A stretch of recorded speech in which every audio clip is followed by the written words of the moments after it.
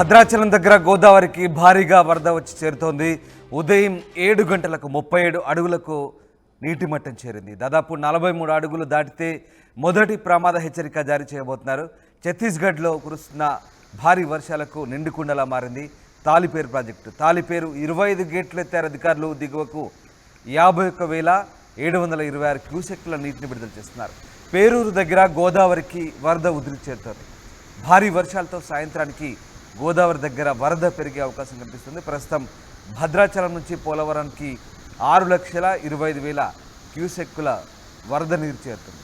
ఎగువన కురుస్తున్న భారీ వర్షాలతో ఒక్కసారిగా గోదావరికి నీటి మట్టం పెరిగింది. తాలిపేరు 25 గేట్లు ఎత్తారు అధికారులు. ఛత్తీస్గఢ్లో కురుస్తున్న వర్షాలకు తాలిపేరు ప్రాజెక్టు నిండుకుండలా మారింది. ఈ నేపథ్యంలో తాలిపేరు సంబంధించినటువంటి గేట్లు ఎత్తడంతో దిగువకు నీటిని వదలడంతో అదంతా కూడా గోదావరిలో కలుస్తుంది. దీంతో